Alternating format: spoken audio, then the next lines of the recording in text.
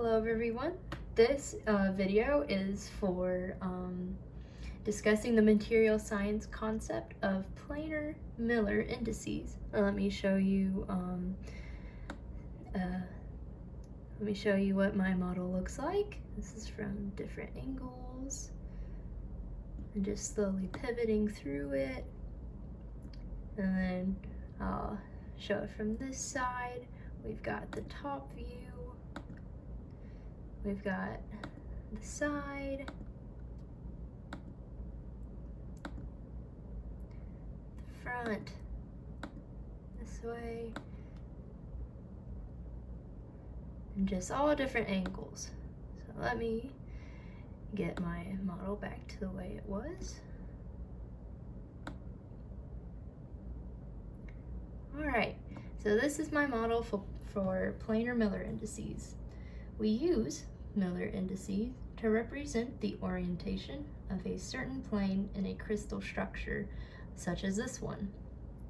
With cubic crystal structures, we have 3 Miller indices, but with hexagonal crystal structures, we have to use a different method to find the planar indices. We will only worry about the cubic crystal structure though, because that is the model I have created for you today.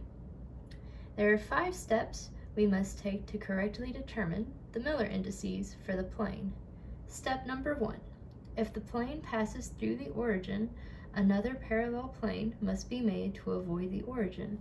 So in other words, if I had a plane crossing through this point, my origin, I would either have to transpose it this way, or whatever would be proper to get the plane off the origin, or I would have to establish a new origin at the corner of a new unit cell so that the plane is not passing through the origin.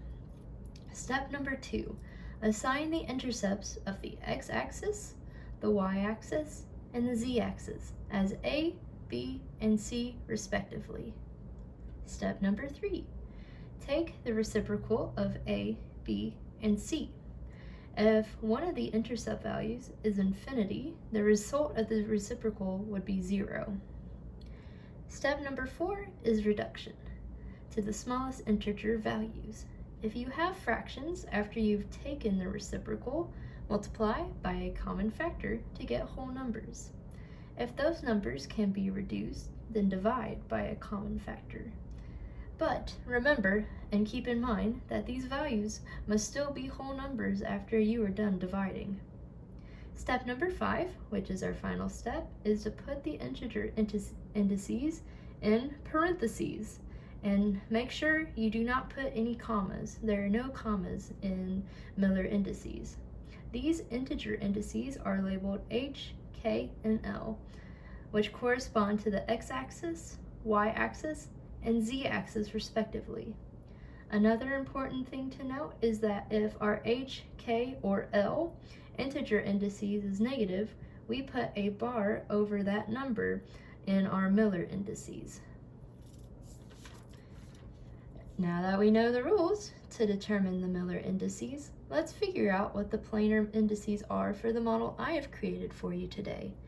Now I will tell you what the axes are. So this is the x-axis, the y-axis, and the z-axis. Again, if that wasn't clear, this is the x-axis, the y-axis, and the z-axis. So to start with our intercepts, x is 1. Actually, before we can even do that, we need to check and see if our plane passes through the origin. As you can see, our origin is right here, and our plane does not pass through it. So that means we can continue on to the second step and determine what our intercepts are. So like I said, x is 1 because the plane crosses right here at this corner at 1. B is, which corresponds to the y-axis, is infinity, and that is because if you see here, the y-axis is parallel to the plane, and that means these won't cross. So our intercept is infinity.